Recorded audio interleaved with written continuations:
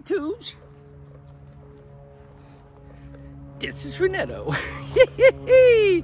It's about damn time. It's good to be back making a vlog.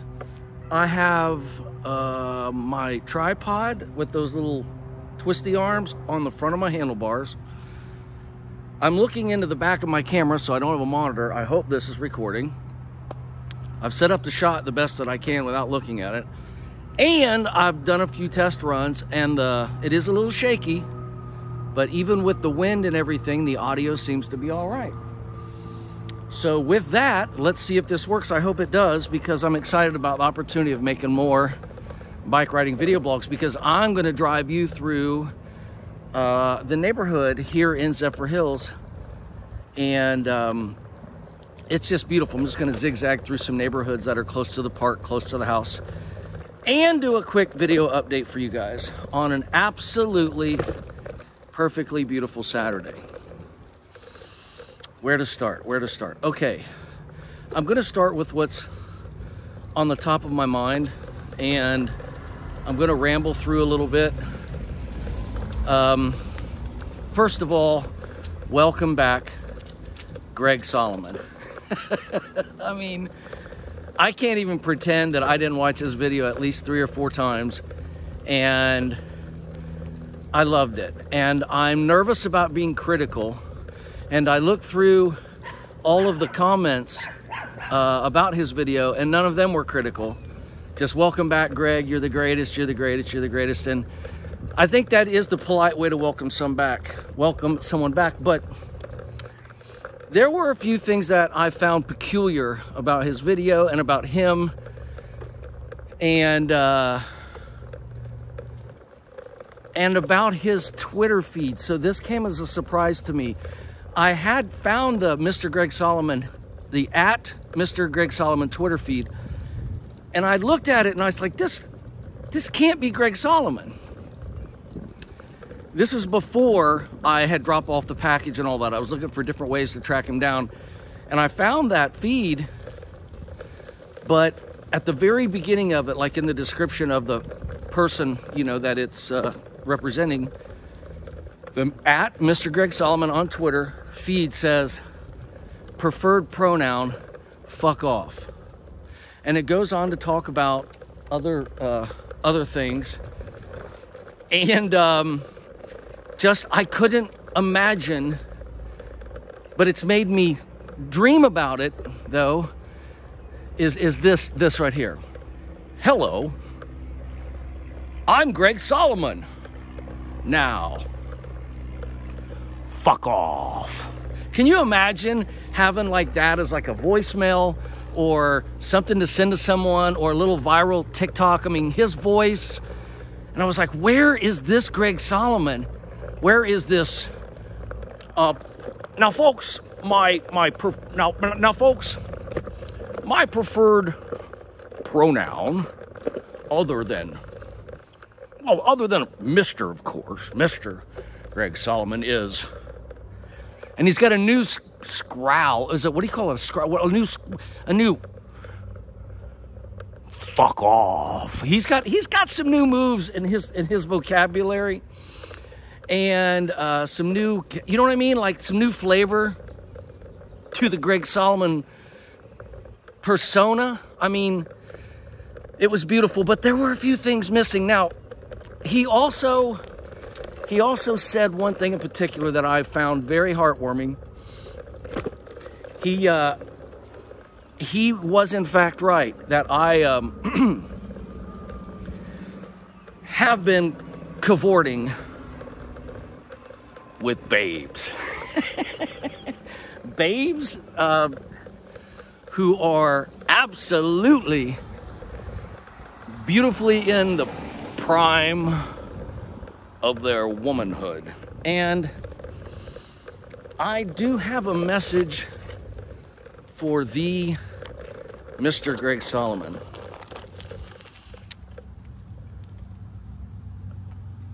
The reason I have the opportunity of cavorting with women in their, whew, that was close, women in their in the prime of their womanhood, as you say.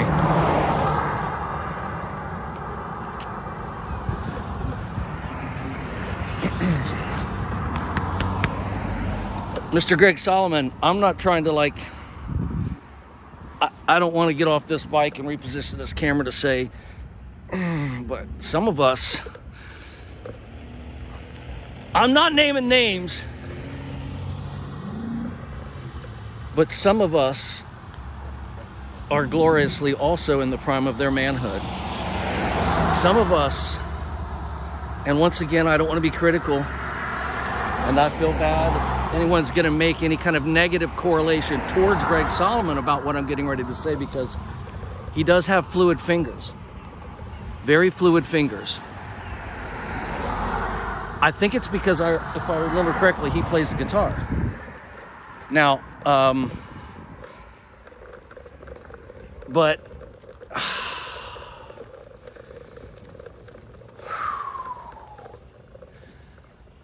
some of us get better looking with age, and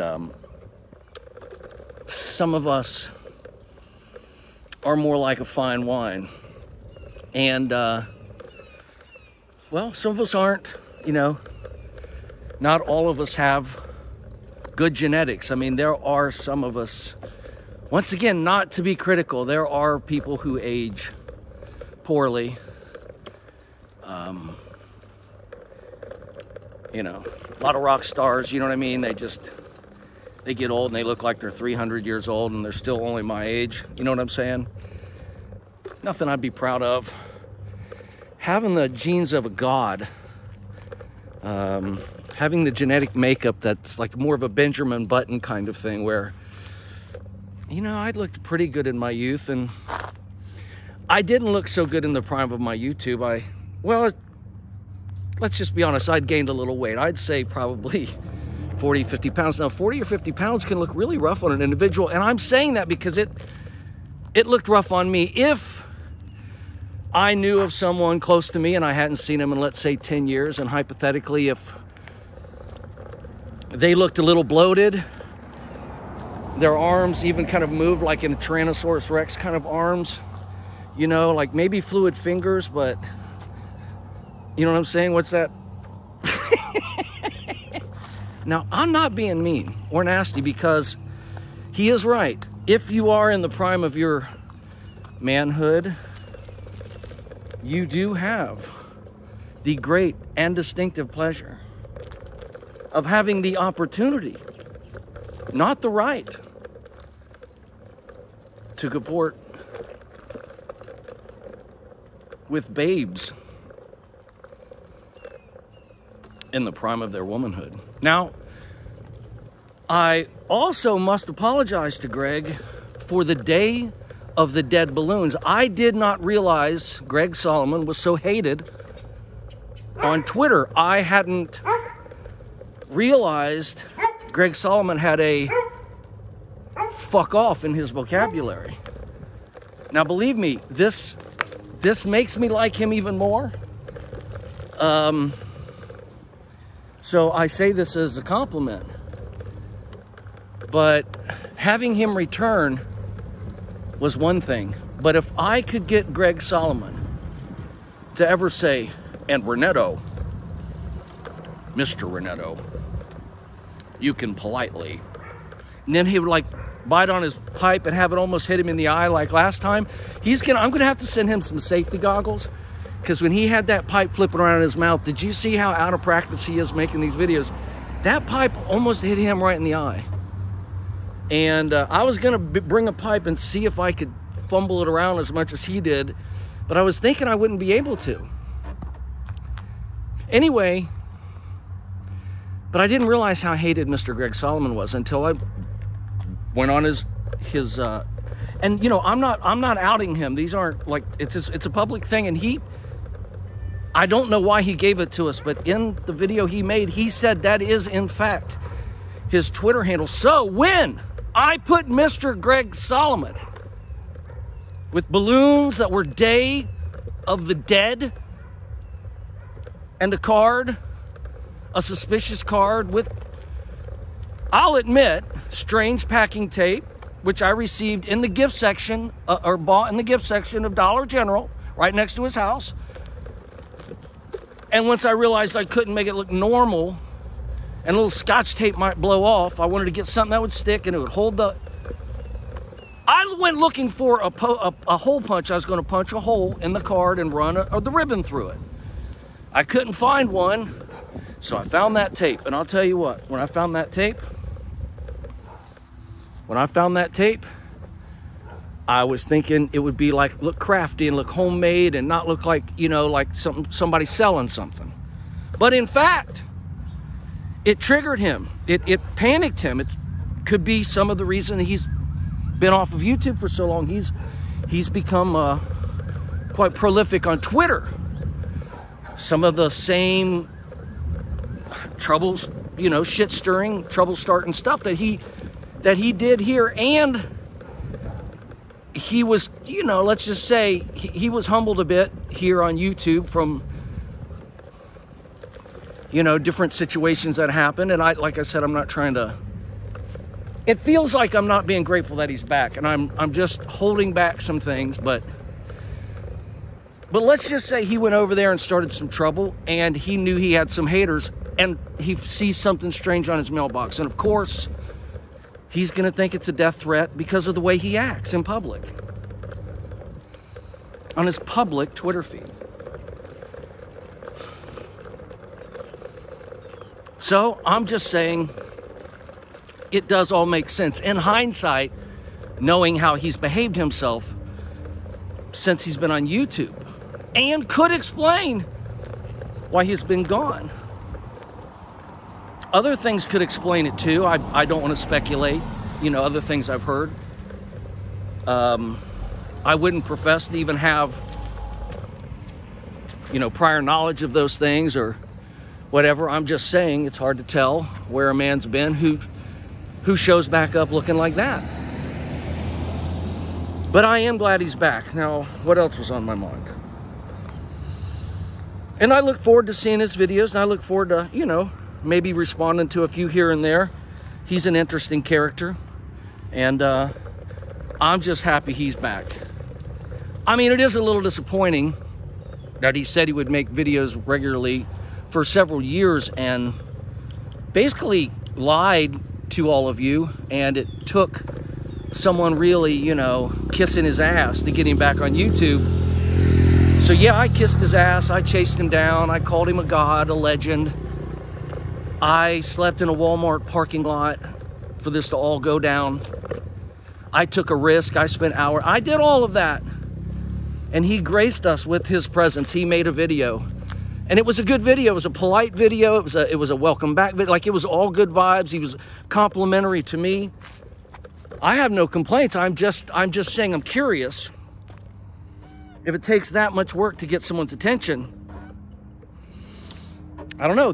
You know, was there really a good reason, or do you just have to like kind of stroke a man like that to get him to come back to YouTube? So some people need stroked.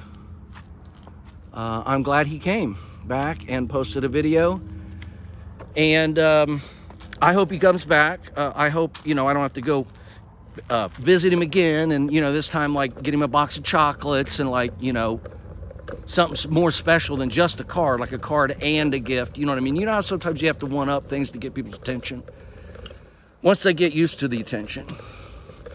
So yes, I chased him down, I'm courting him, and I did it for all of us. And I couldn't be happier that he's back, you know? He looks great. And just, yeah. There is one other thing.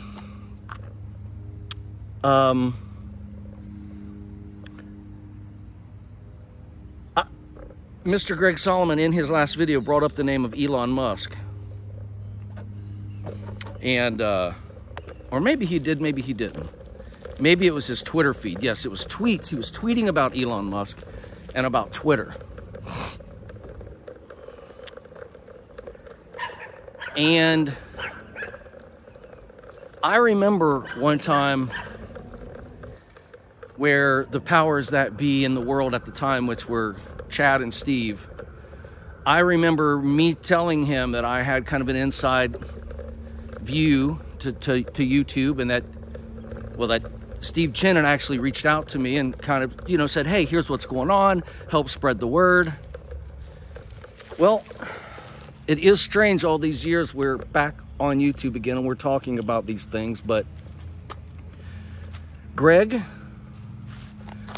believe it or not, and you should believe it, by a very strange set of circumstances,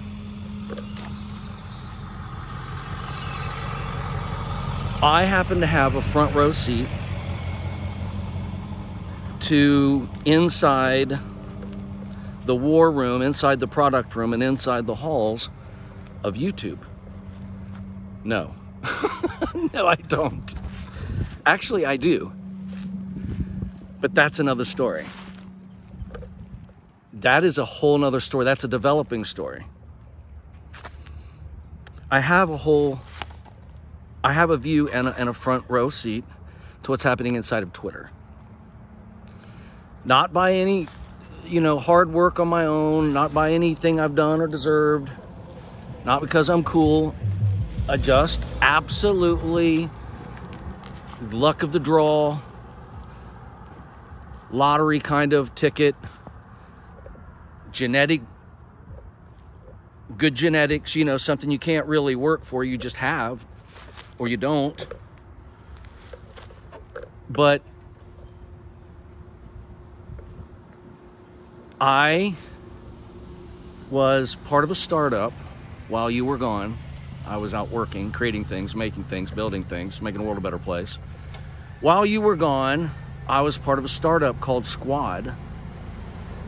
The CEO of that startup was my friend Esther Crawford, which you know, and you all know because she's part of YouTube history.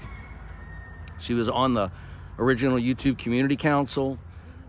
I met her years ago in the UK, and we went on to work together and do a few projects together. And we've been fast friends ever since, dear friends. And we communicate quite often. And we started working together on a startup, and we worked together for about 1.5 years. And that startup was acquired by Twitter. So some of my close colleagues are at Twitter. Twitter's now owned by Elon Musk. Let's just say one of those friends happens to be, I don't know, Elon Musk's right-hand man, and may have old Elon's number and may talk regularly one-on-one in rooms, and my friend or friends might have been chosen because of their amazingness and sheer talent and grit and willpower and some luck, but a lot of work. And that has been happening over the last week. And to all of you watching this video, even though I am kind of talking to Greg, I'm kind of baiting him a little bit to say he doesn't believe me. And I don't want to say it like I'm bragging because I'm lucky, but I want to share because it's super exciting. And for the last week, while the Twitter acquisition has been happening, I have been glued to either the news or my phone, and I've had a unique and a rare window into everything, honestly. And it's been a surreal experience because I've had a fascination of Elon Musk for many years now. And to have him come into my orbit, into my circle of friends, and for them to become friends. Do you understand what I'm trying to say? Like, like, hey, you're amazing. Like, he sees in someone what I've always seen in someone, and that someone is Esther Crawford. I don't know why I'm being cagey about it. You might, I mean, if you guys would like to follow along, you can also find her on Twitter at Esther Crawford, and you can see her posting that she is leading the one team and she's leading the product, and everybody in the world's trying to get a hold of her. And you know, I can't, I'm not trying to, I don't want, it's not doing anything wrong or illegal or sharing anything private with me, like confidential, just like the human experience of it, just like from one friend to another. Like when your friend just happens to be in that spot, you're still their friend and they still call you, just as if that spot were on the side of the road with a flat tire, whether on that spot was at Target shopping and they call you, whether that spot is, you know, they're in the hospital and something's wrong, or they're on vacation, or they're staying at the Grand Canyon. You have friends that just call you at whatever spot they're at, and sometimes it's amazing, and sometimes it's boring, and sometimes it's just to be silly. This week, conversations with my friend just happened to be about what's happening at what in my universe and in my take on the world. It's everything that I care about. It's the people, the players, the subjects, like being, it's surreal, and I've just been like in a daze and confused, like I can't believe this. We've both been like, I can't believe this, but she's in the arena and now having tons of blowback and feedback from the layoffs and struggles, and like all I want to do is talk about it, but it's not my story. It's not, you know, why she shares with me, but you know, it is like an experience that, just like her experience is blowing her mind to be there, I have an experience that's blowing my mind, and that is to know someone from college age, to work with someone, to have met someone here on YouTube, to share a religion. You know, that's how we kind of met. We both realized we were raised in the same Christian cult. Like, it's a long story, just have this weird, you know, thing, and then her to just be, you know, randomly working at a company, and Elon randomly decides to buy it, and she's in upper, you know, she's running things there. So when he comes in, who's running things? And then I got to get rid of the people that aren't doing a good job of running things, and they're all gone, and I got to keep a few people that are rock stars, and you're still there, and that's your friend, and you've been rooting them on, and you've worked with them, and you were there when they, you know, like, it's how do you, I mean, our work got us there, got her there, got my other friends there, and the work that they're doing is what's kept them there. But seeing it and rooting them on, and being like, having your mind blown by your own friends, like your own friend, to like have a friend. Imagine if like Elon Musk just happened to be your best friend, just by coincidence, like 25, 30 years ago. And this is what I'm going to leave you guys with. I didn't expect to share this, but I'm going to. This is personal, and I've told a few people this, but it's just weird. I have to share this.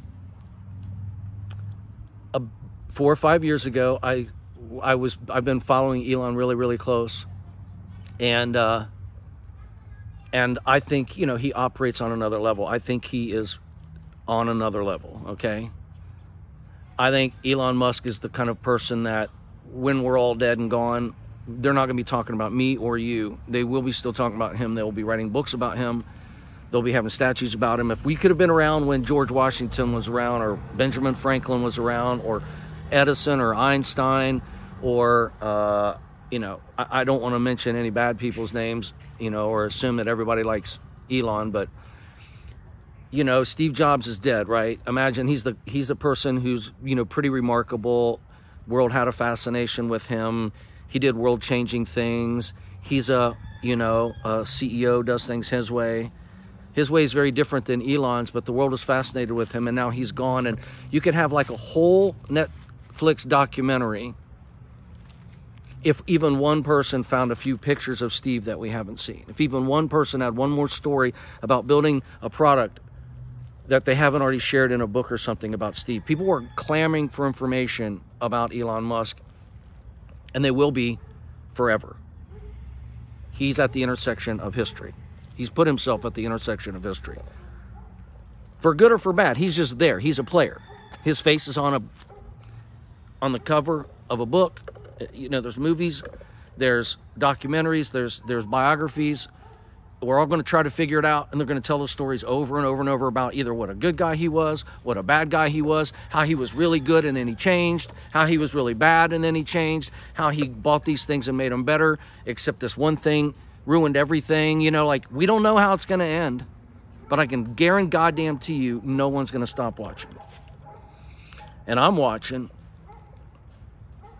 And then I'm looking over at my friend Esther, and I'm like, my friend Esther is like Elon. She is the type of person that I've always thought she was going to be like the president or running anything and any company. She's just a boss, right? But she's been like the boss of herself and self-employed for years. And then when Twitter acquired our startup, she went there and she's like, oh, you know, I've just been doing startups, but like, I think I'm ready to do something different. I think I'll try this management thing and working from inside, you know, of a big company. And she put her heart into it, and she's thriving. And then Elon comes along and buys the company, and she's like, well, I can either be chosen, I can walk, you know, whatever. She has to tell her own story, but she's still there. And she's like, not just still there, you just go read about it. It has been recently come out in a public way, so I'm not that she's like running Twitter, essentially. Not running it, but making it happen. Like, Elon tells her what to do, what to build. She builds a big old team, and they're building it. And she's telling them what to do while he's bouncing around. And there's other people having other teams, having other people do things, but she is primarily building product and in charge of product and running the one team. And look, it's all public information, okay? I don't know why I'm so nervous telling you guys all this. But yes, I've been on, like, I can't step away from it. It's fascinating being right there. And I'm trying to think of a way to talk about it or how to talk about it or whatever. And maybe she'll be like gone from that situation or something shortly. Maybe she'll be there 10 years, you know. I don't know when, you know. I'm sure she'll write about it, talk about it. But it's fascinating, and that's what I've been doing. So that's, yeah. And maybe the third thing I'll say, and then I'm going to let it go. I'm going to let this go because I think my birthday's coming up soon. I got real serious and I stopped riding my bike. My birthday's coming up soon. And I've been thinking about saving all those packages that I have so that I have birthday presents on my birthday, right? Because it's like my birthday is November 24th. I know that's still a couple weeks or, you know, like 3 weeks away, but still, I was like, I'll open these, and then like my birthday will come and I won't have any presents to open, and I'll be like, damn it. And because you know, they have kind of stopped showing up, which is a good thing. I mean that seriously. Like, sure, if you want to send me something personal or whatever, that's great. I appreciate it. But just like sending me silly things to open just for me to have videos to make that are unboxing, like, you really don't need to do that. But if you're patient with me opening those things and there's no strings attached to your gifts and we're all just having fun, let me hold on to them for another minute longer, and let me open them up on my birthday. And I hope that's not being rude by holding on to them for so long. That just feels right to me, if that's okay with you guys. And then last, and I think this will really, I keep saying last, I guess there's two more things. I don't know when I'm going to get back into a regular cadence of videos. That will depend on how some other things that are going on in my life turn out. You know, how those irons in the fire, as Greg said, kind of pan out. Man, this road's too rocky. I don't want to end this video on such shaky. Let me get back on these side streets. Okay. You guys are so patient. Okay, here we go. So I don't know what that cadence will be. I don't know when. Just things, you know. Look, I have a life that I don't mind when it gets interrupted. I have a life built for being interrupted, and I get to do fun things and that kind of stuff. So I've had a blast. I had a great time going to Ohio. I'm still totally jacked up and excited and happy and challenged and want to do a challenge. I'm just focusing things a little differently because of some things that have happened in my life. And this is the last thing I want to say. I have overshared, and I am going to try to share content that is more about Greg Solomon, or more about a business thing, or more about something, and less about my personal life, less about whether I'm dating or not. Rather, I'm just went on a date or not. Rather, whether I like have one friend or two friends, whether I'm anything or not that's personal, that's sexual, that's relational. Like, even though that stuff is interesting and fun to talk about, I don't want to talk about it here on YouTube, at least for now, for a while. If I were to get engaged or married, or like, to kind of stop what I'm doing and like I'm building a life with a person, obviously, I might say, hey, I can share everything now. I'm with someone, everything's great, we love each other. But at the same time, things can happen in relationships, and then you put all that stuff out there, and then later, and this recently happened where I had some really fun, loving videos I made, and then later was like, all these bad words about each other, and you want to like take them down, and then like you feel dumb later when you've forgotten why you're mad at each other, and you put it back up, and like, it's just best not to do it. Just keep some things like that, personal things that involve other people, especially if those things can change. I did just get off the phone with my son Noah, and he's in New York, and I could tell you about his life. He's on a fun road trip this weekend. I could tell you about Chase's personal life, Gracie's personal life, Daisy's personal life, Andrea's personal life. You know what I mean? I don't want to, even if they wanted me to or didn't care. Like, I don't want to do that. So I'm trying to figure out how to think differently about video blogging and not be discouraged about making a vlog if I happen to have a lot of things going on in my life that I do want to talk about. I got to find out another way to talk about them, and then find out what else I want to talk to you guys about. And I'm trying to figure that out. So anyway, yeah, some things that we won't be talking about. But I do believe in love. I do want to be in love. I have decided to stop dating and to kind of love myself, or only kind of spend time with someone that I could love with my whole heart and not just a date. So I have kind of stopped dating, and I think that's all I'm going to say. But that does not mean that I don't want to have, to be in a relationship, but and hopefully that'll happen. It might happen tomorrow. It might happen tonight. It's not I've stopped being casual about dating and things, and I've decided to be extremely intentional, whatever the cost, whatever the time, whatever the loneliness. So it's a new way of me sharing myself and my love, and a new way of me showing up for whoever that I'm talking to, and trying to build, like a long-term loving relationship, rather than just kind of hanging out and being like whatever. So yeah, I have definitely, so anyway, but so in that, I just want to make it all more personal and private, and think of a way to still share and all that. So anyway, okay, that's enough about that. And wow, I didn't really plan on making this long of a video and talking about those many things, but I'm glad I did. Now I feel caught up, and yeah, it'll be exciting to do the next video where I'm not kind of catching up with a bunch of stuff. And let me see, how do I turn it off? I think it's this button here, and then 3, 2, 1. Oh, wait a minute. How did I almost forget? It's been that long. It's been that long. It's been that long. I can and I will, and I am focusing on my desire to live the life that I've imagined, and I'm getting good results. I can and I will stay close to this desire by reminding myself of it, and you from time to time, but reminding myself of it every day. No one can stop me but me. And no thing can stop me until tomorrow. And I only have to believe.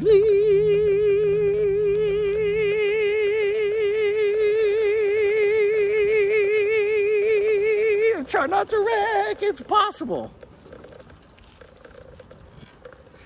Just for today. All right, 3, 2, 1. Thank you.